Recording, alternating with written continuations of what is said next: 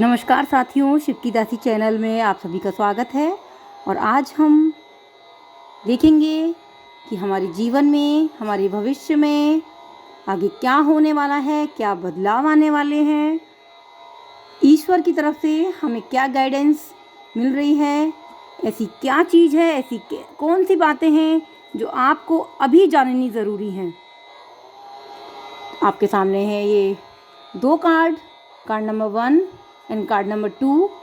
पहला कार्ड है S of wands, दूसरा कार्ड है 2 ऑफ पेंटिकल्स।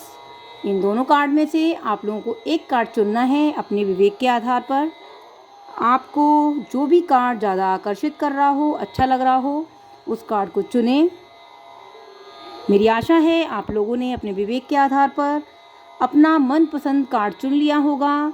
जिन लोगों ने कार्ड नंबर 1 चुना है एस ऑफ वॉन्ड्स, हम देखेंगे उनके लिए भविष्य, उनका क्या आगे आने वाला है, भविष्य में क्या होने वाला है और उनका जीवन किस प्रकार प्रभावित होने वाला है। आइए देखते हैं।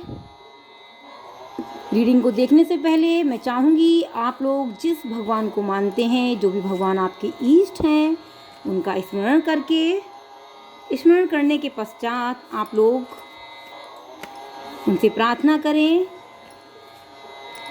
कि वह आपको उचित मार्ग दिखाएं। आप लोगों को विश्वास होगा, कहते हैं ना भक्ति में शक्ति होती है, विश्वास होगा।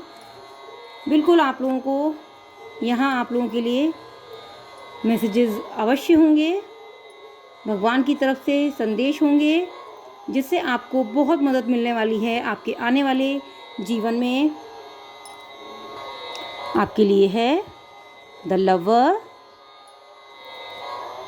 The world and king of cups. आप लोगों का कहीं जाने का प्लान बन रहा है।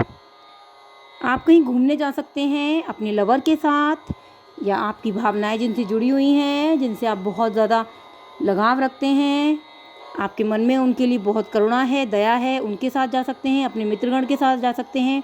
हालांकि यहाँ पे देखने को मिल रहा है मुझे कि आप कहीं घूमने ज़रूर जाएंगे।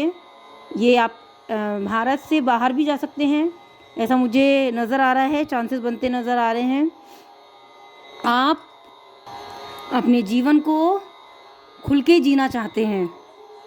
आपका मन ऐसा कहता है कि आप अपनी ज़िंदगी का एक पल भी बेकार नहीं करना चाहते। आप चाहते हो, लोगों को खुशी देना चाहते हो, और आप उनसे यही अपेक्षा रखते हैं कि वो भी आपको वही दें, जैसी भावना आप रखते हो वैसी भावना वो रखें आपके लिए। ऐसी आपकी विचारधारा है।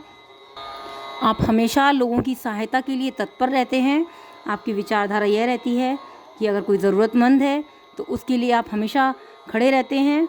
ये आपकी जो आदत है, बहुत अच्छी आदत है। मुझे बहुत खुशी हो रही है आपकी रीडिंग करके कि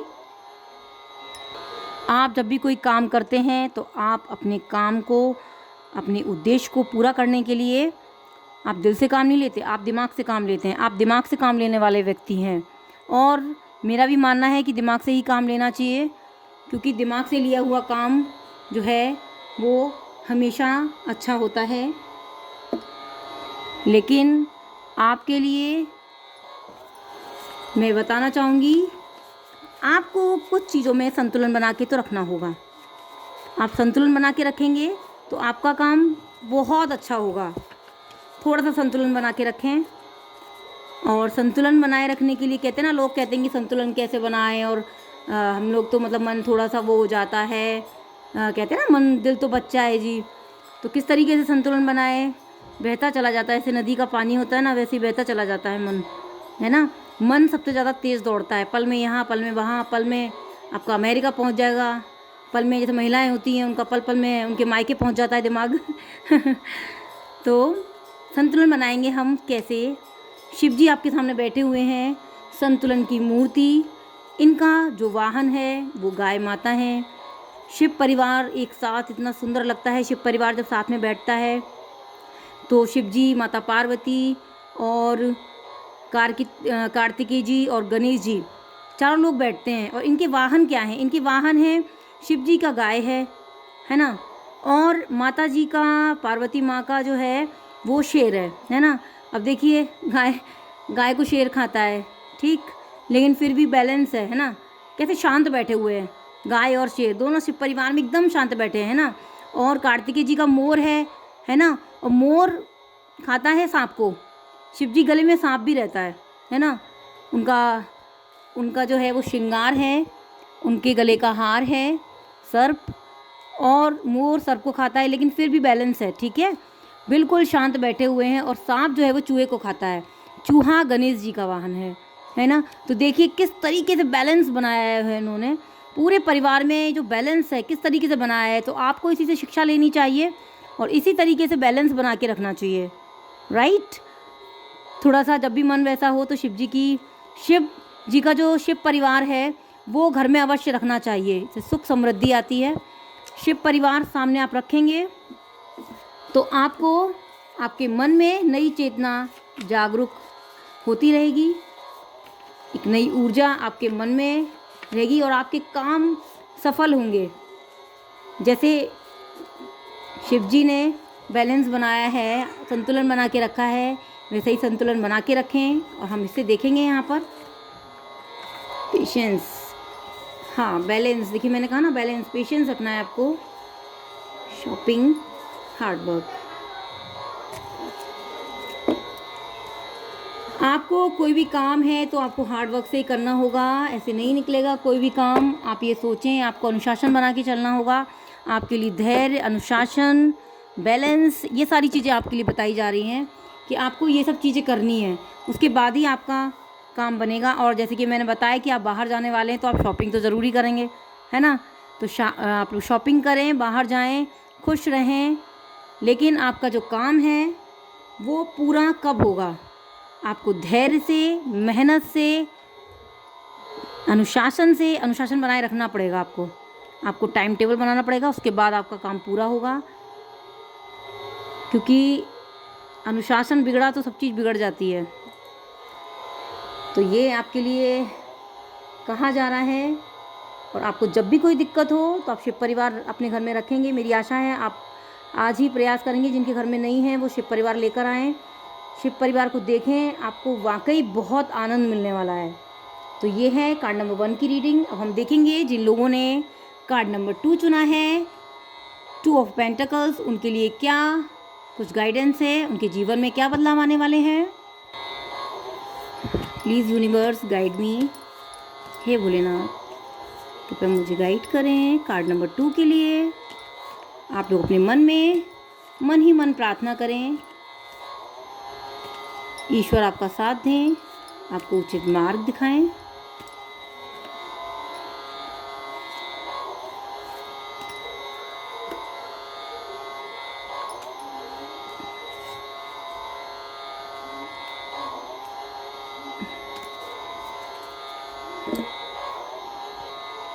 आपके लिए है डेथ का कार्ड देख के डरना नहीं। डेथ का कार्ड अपने में एक बहुत सकारात्मक कार्ड है। एक नई दिशा, नया आरंभ की निशानी है। ये संकेत देता है ये कार्ड कि आपके जीवन में खुशियाँ आने वाली हैं, समृद्धि आने वाली है। कोई काम ऐसा था जो आप देख रहे थे कि कब पूरा हो, और काम वो अचानक से पूरा होने वाला है। किसी की साझेदारी से होगा, ऐसा मुझे समझ में आ रहा है, क्योंकि 2 ऑफ कप्स की एनर्जी है और 2 ऑफ कप्स कहता है कि आपका काम बनेगा। आपने बहुत त्याग किया है किसी काम के लिए, बहुत संघर्ष किया है आपने, है ना। आप मरे हैं, कहते हैं ना कि किसी काम को, उद्देश्य को आपने उस शिद्दत से किया है कि आप पहले मरे हैं, फिर जिंदा हुए, फिर जिंदा होने के बाद फिर मरे हैं, फिर जिंदा। इतना संघर्ष आपने किया है, आप टूटे नहीं हैं। कहते हैं ना कि कोई भी चीज़ है उसको अगर आप चाहते हैं, शिद्दत से चाहते हैं, तो वो काम आपका ज़रूर पूरा होता है। माफ़ी चाहूँगी, मेरी टंग थोड़ी सी स्लिप हो गई। ईश्वर भी देखते हैं कि ये देने लायक है या नहीं, प्रकृति भी देखती है कि ये बंदा देने लायक है या नहीं, तो इसलिए वो कष्ट देते हैं, है ना। पेड़ वही रह जाते हैं तूफानों में जिनकी जड़ें मजबूत होती हैं, पेड़ वही रह जाते हैं तूफ़ानों में, जिनका वजूद बहुत बड़ा होता है, जिनकी जड़ें मजबूत होती हैं, बहुत ही निडर होते हैं, वो ही रहते हैं। बाकी तो फिर उड़ जाते हैं ना तूफ़ानों में, है ना। ज़रा सा संघर्ष भी नहीं झेल पाते वो, थोड़ी सी हवाएं भी नहीं झेल पाते वो। लेकिन आप इस प्रकार के व्यक्ति मुझे नहीं लग रहे हो। आप लग रहे हो मुझे कि आप, यहाँ मुझे नज़र आ रहा है कि आपने बहुत लोगों की मदद भी की है। आपने अपने ज्ञान से बहुत लोगों की मदद की है, और आप मदद करते हैं तो ईश्वर आपके लिए किसी न किसी को ज़रूर भेजने वाले हैं। वो आपकी मदद करने वाले हैं।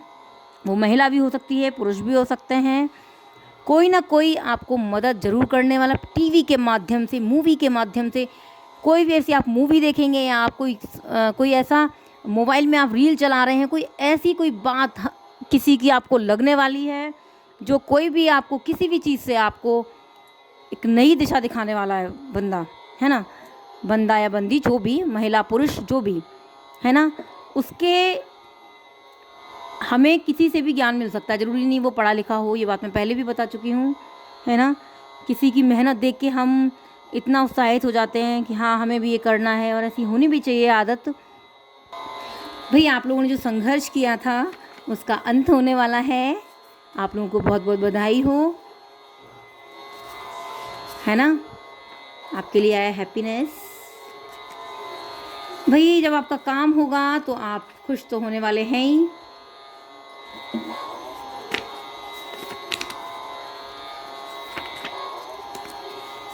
नीचे से निकालते हैं। ट्रैवल, खुश होके आप कहीं ट्रैवल भी करना जा सकते हैं। ट्रैवल का कार्ड आया आपके लिए। बुक्स, वैसे बहुत से लोगों को सफ़र करते हुए पढ़ना बहुत पसंद है, तो आप शायद ट्रैवल पर जाएंगे, वहाँ आप कुछ पुस्तक लेके जाएंगे, मुझे ऐसा नज़र आ रहा है। आप खाली समय में पुस्तक पढ़ना पसंद करते होंगे, खुशियाँ आपकी तरफ आ रही हैं। ऐसे ही छोटे छोटे अपने टारगेट बना के आप अपने बड़े टारगेट को, बड़े फ्रेम को देखें, और होता चला जाएगा। जैसे आपने अगर ये सोचा है कि मैं एक दिन 8 घंटे पढ़ूंगा, तो पहले आपको 4 घंटे से स्टार्टिंग करनी होगी, क्योंकि 8 घंटे अगर आप एकदम से पढ़ेंगे तो आपका जो है, आपका जो शरीर है वो उस चीज़ के लिए रेडी नहीं होगा। तो मैं चाहूँगी कि आप धीरे धीरे अपने, मैंने एक एग्ज़ाम्पल दिया है बस, है ना। अगर आप किसी भी चीज़ को कर रहे हैं तो थोड़ा छोटे छोटे टारगेट बनाएं, और टारगेट बना के अपने काम को पूरा करें। उससे आपको ज़्यादा फ़ायदा होने वाला है ना। आपका काम ज़रूर पूरा होगा, ऐसा मुझे नज़र आ रहा है। आपने जो त्याग किया है, आपका जो परीक्षा थी, उस परीक्षा को आप उत्तीर्ण कर रहे हैं। आपने बहुत बुरा समय देखा है, मैं देख रही हूँ, लेकिन आप आगे बढ़ते रहे, निरंतर आप प्रयास करते रहे। उस प्रयास के लिए मैं क्लैप करना चाहूँगी आपके लिए, क्योंकि ये बहुत ज़रूरी है। एप्रिसिएशन बहुत ज़रूरी है लाइफ में, शक्ति देती है आगे बढ़ने के लिए। तो ये थी कार्ड नंबर 2 की रीडिंग। यदि आप लोगों को ये रीडिंग अच्छी लगी हो तो कमेंट करें, शेयर करें, नए लोग सब्सक्राइब करें। मैं इसलिए नहीं कहती हूँ कि आप लोग कमेंट करें, ज़्यादा कमेंट्स बढ़ेंगी। अगर आप कमेंट्स करेंगे, शिव जी हर हर महादेव लिखेंगे, या आप जो भी नाम लेना चाहते हैं ईश्वर का, तो उससे आपको ही लाभ होगा। अगर आप कमेंट में नहीं लिखना चाहते तो कोई बात नहीं, आप अपने मन में इस रीडिंग को देखने के बाद ईश्वर का नाम अवश्य लें। धन्यवाद। ओम नमः शिवाय।